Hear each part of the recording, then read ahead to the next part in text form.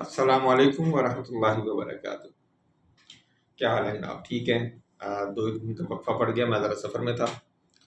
آج دوبارہ آپ کی خدمت میں حاضر ہوں۔ میں ہوں محمد فاروق بٹ، اور آپ کے ساتھ حالات حاضرہ کے حوالے سے باتیں کرتا ہوں۔ ہمارا آج کا جو ویلاگ ہے یہ ہے فیلڈ مارشل عاصم منیر کا بھارتی آرمی چیف کے بیان کے جواب میں ایک کرارا جواب۔ یہ ایک ایسا جواب ہے جس سے بھارت میں، آپ یقین کریں، اس سے آگ، تو ہم کہتے ہیں نا جی آگ لگ گئی، جی بھارت میں آگ لگی، نہیں، یہ بھارت میں آگ لگنے سے آگے کا ایک کوئی سٹیج ہے۔ جیسے ہوتے ہیں نا سپرلیٹو ڈگری، یہ سپرلیٹو ڈگری سے کوئی آگے کی جو سٹیج ہے یہ بھارت کے ساتھ ہوا ہے۔ یعنی کہ فیلڈ مارشل عاصم منیر نے جیسے ہی بھارتی آرمی چیف کے بیان کا جواب دیا ہے تو بھارت میں آگ لگ گئی۔ آئیے ہم اس کا جائزہ لیتے ہیں۔ یہ بیان کیا تھا اور یہ کس تناظر میں دیا گیا، کس طرح آگ لگی ہے۔ کوشش تو کروں گا کہ میں ایک ہی نشست میں آپ کے ساتھ یہ سارا کر لوں، لیکن اگر یہ محسوس کیا کہ یہ ذرا اس میں زیادہ ٹائم لگے گا تو اس صورت میں ہم اسے 2 حصوں میں تقسیم کر لیں گے تاکہ آپ کو دیکھنے میں آسانی ہو۔ اس حوالے سے میں سب سے پہلے جو ذکر کروں گا وہ ایک بیک گراؤنڈ کا کروں گا۔ ہمارے ہاں اس حوالے سے فیلڈ مارشل عاصم منیر کے جو امریکہ میں انہوں نے بیان دیا اور جسے بڑھا چڑھا کر انڈیا نے آگے پیش کیا ایک پروپیگنڈے کی صورت میں اس کو تھوڑا سا آپ کے ساتھ ذرا زیادہ تفصیل میں یعنی زیادہ ڈیٹیل کے ساتھ ڈسکس کروں گا تاکہ آپ جان سکیں کہ اس کا بیک گراؤنڈ کیا ہے، کیوں انہیں یہ بیان دینے کی ضرورت پیش آئی، اور جب انہوں نے پھر یہ بیان دیا تو کس طرح خاک پڑی ہے انڈیا کے منہ پر، بلکہ جوتا بھی ساتھ میں پڑا ہے انڈیا کے منہ پر، اور اس نے اپنے سر میں خاک بھی ڈالی ہے اس بیان کے بعد۔ آئیے ہم اس کا جائزہ لیتے ہیں۔ بیک گراؤنڈ کیا ہے؟ بیک گراؤنڈ یہ ہے کہ 4 جولائی کو بزنس ٹوڈے جو انڈیا کا ایک اخبار ہے، انہوں نے 4 جولائی 2025 کو ایک رپورٹ شائع کی۔ رپورٹ کیا تھی؟ اس میں بتایا گیا کہ DRDO، یہ ان کا ایک ریسرچ کا ادارہ ہے انڈیا کا، اس نے ایک ایسے بنکر بسٹر میزائل کا پروجیکٹ شروع کیا ہے جو 7500 سے 8000 کلو گرام کے روایتی وار ہیڈ کو لے جا سکے گا۔ بیسیکلی تو یہ انہوں نے اگنی 5 کا یہ تھا، اس کو یہ کنورٹ کر کے اس طرح کا بنکر بسٹر بم بنانا چاہتے ہیں۔ ریزن کیا ہے اس کے پیچھے، یہ کرنا کیا چاہتے ہیں؟ یعنی کہ یہ بنکر بسٹر بم ہمارے لیے بنانا چاہتے ہیں یا چائنا کے لیے بنانا چاہتے ہیں یا کسی اور کے لیے بنانا چاہتے ہیں؟ جب ہم اس کی تہہ میں جاتے ہیں تو ہمیں پتہ لگتا ہے کہ یہ پاکستان کے لیے خاص طور پہ بنایا گیا، اور کہا گیا کہ یہ 7500 کلو گرام سے 8000 کلو گرام تو یہ پے لوڈ لے کے جائے گا، لیکن جب یہ جہاں پہ حملہ کیا جائے گا تو یہ 70 سے 80 میٹر گہرائی میں جا کے پھٹے گا، جس سے یہ کوئی بھی جو بنکر ہوگا اس کو تباہ کر سکتا ہے، اور ڈیپ جا کے، جیسے ابھی آپ نے امریکہ کا ایک جو دیکھا ہے جو انہوں نے ایران پہ حملہ کیا تھا، یہ اسی طرح کا بنکر بسٹر بم ہے۔ تو ہدف کیا انہوں نے رکھا کہ پاکستان کی جو ایٹمی صلاحیت ہے اس کو کسی طریقے سے تباہ کیا جائے، اور طریقہ کار یہ اختیار کیا جائے کہ پاکستان کی جو ایٹامک سائٹس ہیں، جیسے سرگودا میں کیرانہ کا علاقہ ہے، جیسے چشمہ کا علاقہ ہے، جیسے ڈجی خان میں کچھ علاقے ہیں، اور اسی طرح پاکستان میں پھیلے ہوئے ڈھیر ساری جگہ ہے۔ پاکستان نے اپنا کسی بھی ایک جگہ کے اوپر کوئی سلسلہ کار نہیں رکھا۔ کیرانہ کے متعلق بھی میں ذاتی طور پہ یہ سمجھتا ہوں کہ یہ صرف بیان کی حد تک ہے، پتہ نہیں پاکستان نے یہاں رکھا ہے یا نہیں رکھا، لیکن انڈیا کو بڑا یقین ہے کہ کیرانہ کے جو پہاڑ ہے یہاں پہ رکھا گیا۔ اچھا، اگر یہاں رکھا گیا ہے تو اس کی پھر ایک بہت بڑی وجہ ہوگی، یہ عام پہاڑ نہیں ہے۔ آپ جانتے ہیں کہ پہاڑوں کی مختلف قسمیں ہیں، جیسے ہم ان کو کہتے تھے تہہ دار چٹانیں، اس میں مختلف قسم کے پتھر ہوتے ہیں، مٹی ہوتی ہے جو تہہ در تہہ جمع ہوتی ہے، ان میں کوئی اتنی طاقت نہیں ہوتی ہے۔ پھر ہم ایک اور طرح کی پڑھتے تھے، ان کو ہم رسوبی چٹانیں کہتے تھے، یعنی کہ یہ ایسی ہوتی ہیں جو پورس سی ہوتی ہیں، جو مٹی کی ہوتی ہیں، جس کے اندر اگر پانی اوپر پڑتا ہے تو وہ اس کے نیچے اندر تک چلا جاتا ہے، یہ بھی کچی سی ہوتی ہیں۔ پھر تیسری چٹانوں کی ہم نے بچپن میں جو پڑھی تھی وہ تھی آتش فشانی چٹانیں، یعنی کہ ایسی چٹانیں جو آتش فشاں کے پھٹنے سے وجود میں آتی ہیں۔ ایسی چٹانیں جو ہیں یہ بہت مضبوط، بہت سخت، ہارڈن ہوتی ہیں، اور ان کے اوپر عموماً عام طور پر جو بارود استعمال کیا جاتا ہے وہ اس پہ کوئی بھی اپنا افیکٹ نہیں رکھتا۔ کرانہ کا علاقہ آپ جانتے ہوں گے، یہ سرگودا کے قریب ہے اور پل 11 کے قریب یہ لگتا ہے۔ تو پل 11 میں سارے کا سارا علاقہ وہ ہے جہاں پہ بجری بنائی جاتی ہے، یا بجر جس کو کہتے ہیں وہ بنایا جاتا ہے، یعنی کہ یہاں پہ بہت سارے پہاڑ ہیں جن سے کرش لیا جاتا ہے، جس سے آپ موٹر ویز بن رہی ہیں، سڑکیں بن رہی ہیں، آپ کے پورے پاکستان میں اس کو سپلائی کیا جاتا ہے۔ تو یہ پہاڑ انہی پہاڑوں میں سے ایک ہے، لیکن یہ تھوڑا سا سرگودا کی طرف ہے، پل 11 کی طرف نہیں ہے۔ تو یہ ایسے پہاڑ ہیں جو ہم جو بچپن سے دیکھ رہے ہیں کہ یہ پہاڑ اس طرح کے پہاڑ نہیں ہیں جس طرح عام طور پہ آپ کو نظر آتے ہیں، یہ بہت ہارڈ پہاڑ ہے۔ اگر تو اس کے نیچے کوئی چیز رکھی گئی ہے تو ڈیفینیٹلی اس کی وجہ یہی ہوگی کہ یہ بہت ہارڈ ہے، اس کے اوپر کوئی عام بارود، عام اسلحہ کام نہیں کر سکتا۔ ہم واپس آتے ہیں پاکستان آرمی کے چیف، پاکستان آرمی چیف کے متعلق کہ انہوں نے کیا بیان دیا۔ پاکستان کے آرمی چیف آپ جانتے ہیں کہ دوسرے دورے پر امریکہ گئے تھے، وہاں پہ پاکستانیوں سے خطاب فرما رہے تھے، اور اس دوران انہوں نے ایک تقریر کی۔ انہوں نے بھارت کے خلاف جوہری اور عسکری رد عمل کی دھمکی دی۔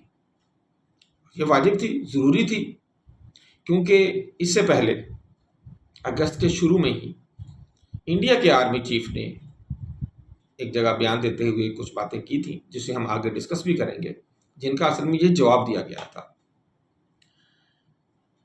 انہوں نے بھارت کے خلاف جوہری اور عسکری رد عمل کی جو دھمکی دی، اس بیان نے نہ صرف خطے میں کشیدگی کو بڑھایا بلکہ عالمی سطح پر بھی توجہ حاصل کرنے میں کامیاب ہو گیا۔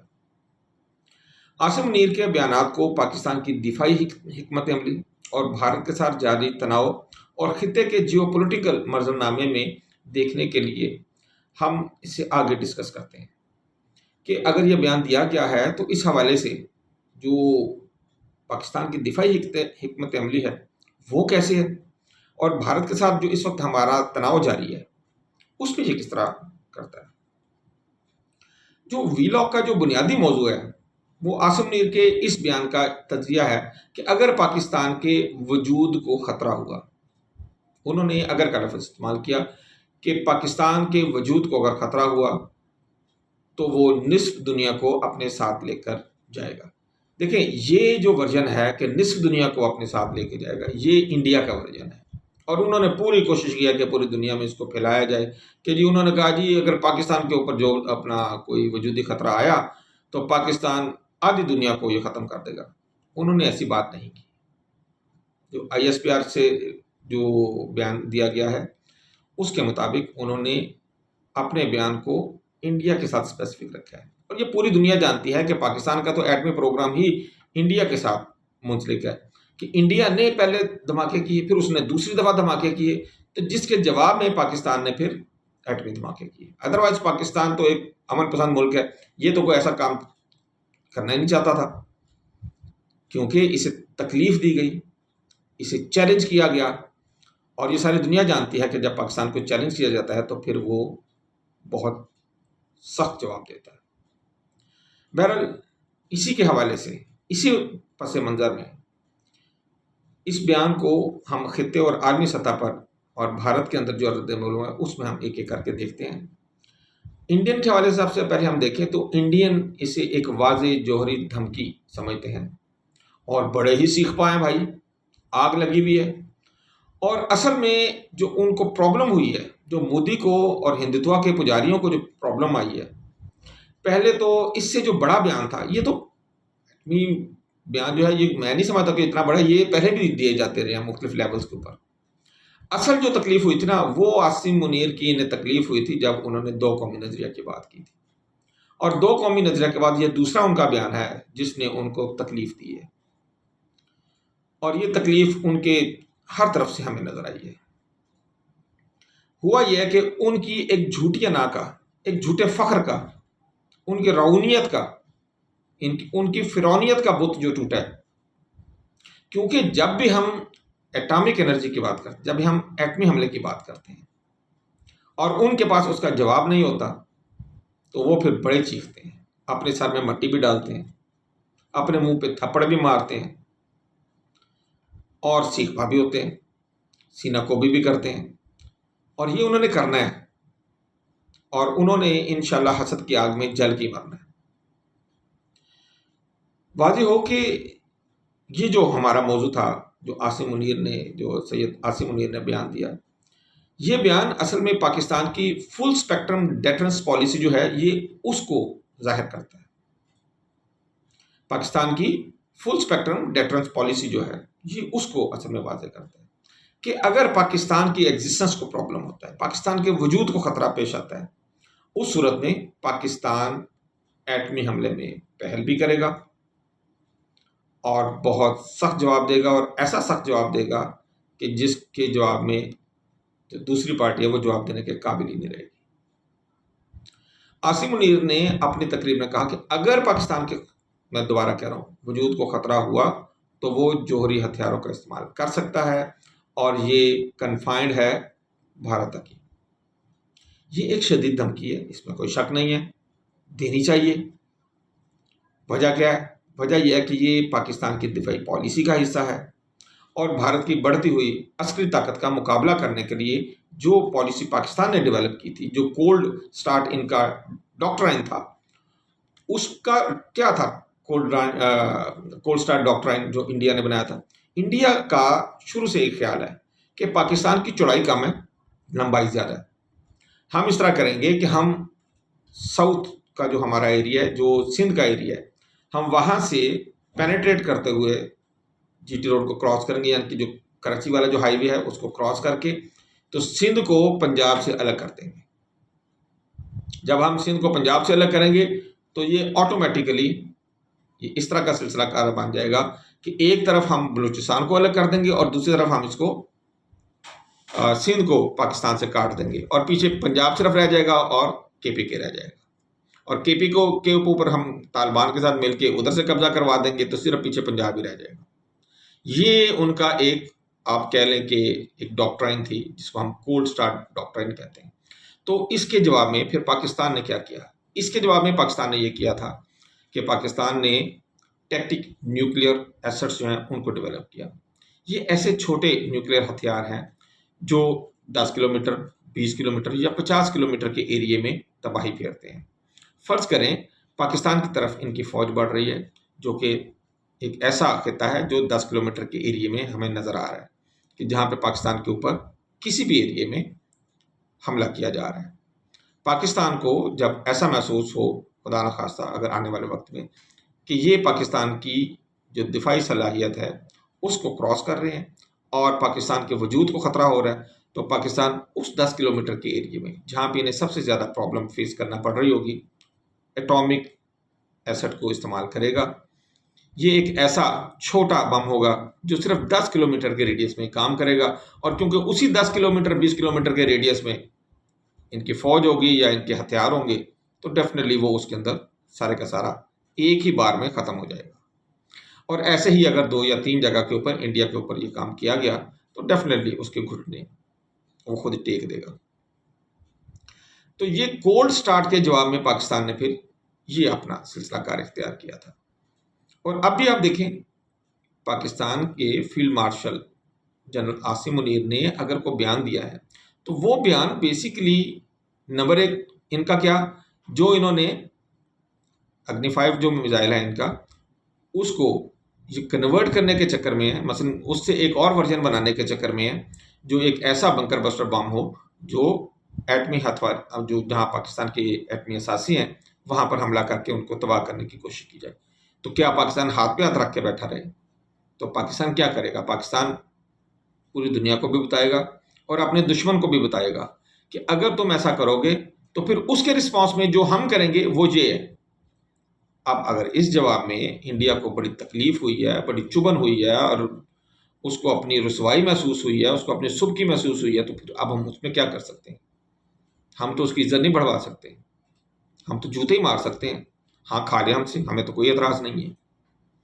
بہرحال بھارت کی بڑھتی ہوئی عسکری طاقت کا مقابلہ کرنے کے لیے جو پالیسی پاکستان نے ڈیولپ کی ہے، جس کو ہم دفاعی پالیسی کہتے ہیں، اچھا اس سے کیا ہوا کہ عالمی برادری کو بھی ایک پیغام گیا کہ پاکستان اپنی دفاعی صلاحیتوں کو ہلکا نہیں لینے دے گا۔ یہ پیغام کہاں کہاں دیا گیا ہے؟ یہ پیغام دیا گیا ہے سب سے پہلے انڈیا کو۔ اس کا جو دوسرا حصہ ہے وہ خود بخود ترجمہ ہو کے اسرائیل پہنچ چکا ہے، اور انہیں بھی پتہ لگ گیا کہ نہیں بھائی ادھر ذرا کام بھاری ہے، ادھر کا رخ نہیں کرنا۔ اور تیسرا یہ اس کے متعلق ہے جس کے متعلق میں ابھی بات نہیں کرنا چاہتا، کیونکہ آج کل ہمارے ان کے ساتھ ذرا اچھے تعلق چل رہے ہیں، انہیں بھی ہم بہت چبھتے ہیں۔ جب انہیں چبھتے ہیں تو پھر اس چبھن کا ہمیں علاج بھی کرنا پڑے گا۔ آج کوئی ہمارا دوست ہے تو ضروری نہیں وہ ساری زندگی ہمارا دوست ہی رہے، تو ہمیں اس وقت کا بھی انتظام کر کے رکھنا چاہیے جب ہمیں پتہ ہو کہ ہمارا آج کا جو دوست ہے، جس نے ہمیں اس سے پہلے بہت دفعہ نقصان بھی پہنچایا ہے، ہاں فائدہ بھی پہنچایا ہے، تو یہ نہ ہو کہ کل کو یہ ہمیں پھر دوبارہ نقصان پہنچائے۔ بہرحال 15 منٹ سے زیادہ ہو گئے، میرا آئیڈیا یہ تھا کہ ہم 10 منٹ تک اس کو لے کے چلیں گے، اور پہلا ایپیسوڈ ہم یہاں پہ ختم کرتے ہیں۔ میں اس کے ساتھ ہی جیسے ہی لانچ کروں گا تو اس کے ساتھ ہی آپ کو دوسرا حصہ بھی جو اس کو اکٹھے ہی میں اس مرتبہ جو ہے لانچ کر دوں گا۔